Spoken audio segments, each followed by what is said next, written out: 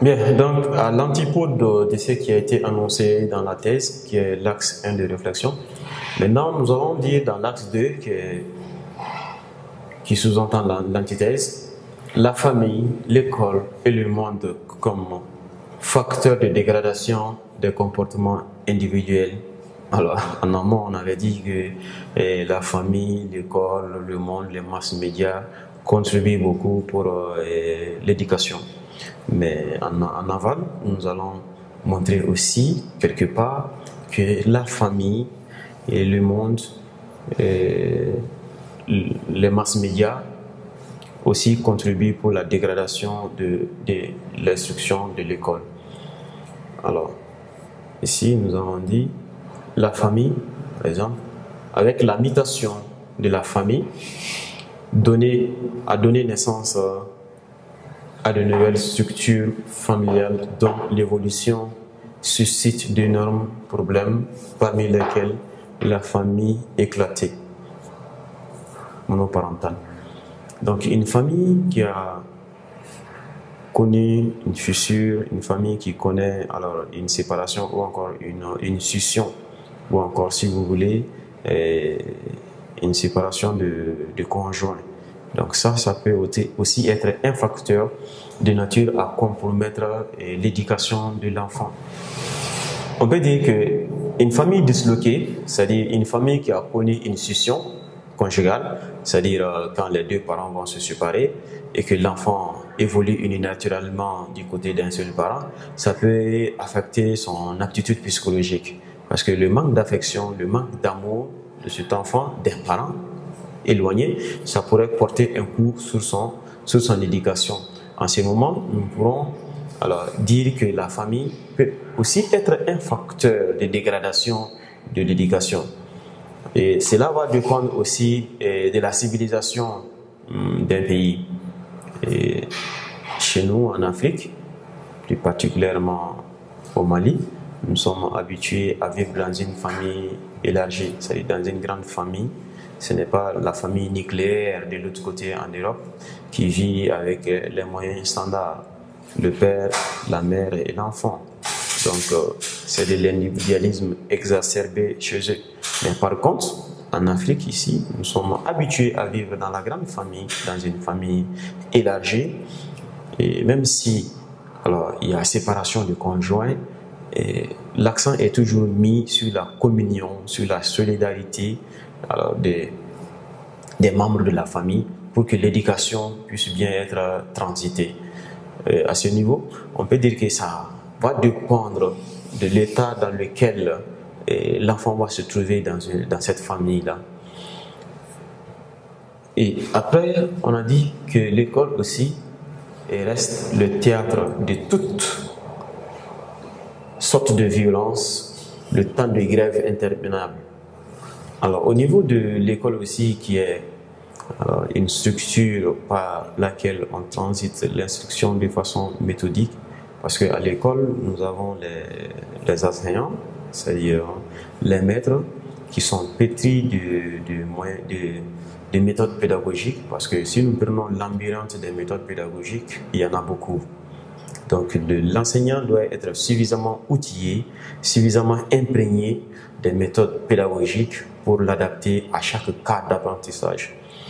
Et donc si nous trouvons que l'école aussi peut être un facteur de nature à compromettre l'instruction, c'est à ce niveau que nous pouvons situer cette faillite-là.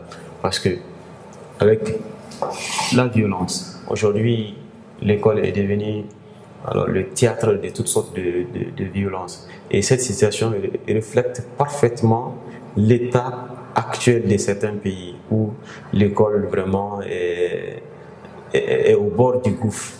Donc, tâtonnement par tâtonnement, on essaye d'arranger la situation, mais l'école reste toujours un théâtre de violence, parce que la source de cette violence-là est liée aux mésententes ou encore aux malentendus entre les syndicats ou encore entre les étudiants ou les élèves avec l'administration ou les autorités qui ont en charge de l'éducation.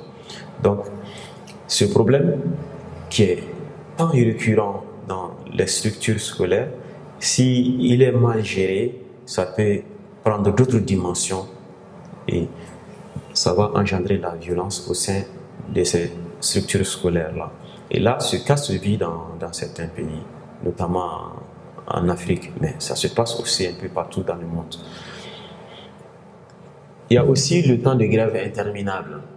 Bon, l'école qui est considérée comme un lieu, il faut apprendre, si chaque fois la grève est perpétuelle, souvent c'est le côté des syndicats des enseignants, souvent c'est le côté du syndicat des étudiants et des élèves.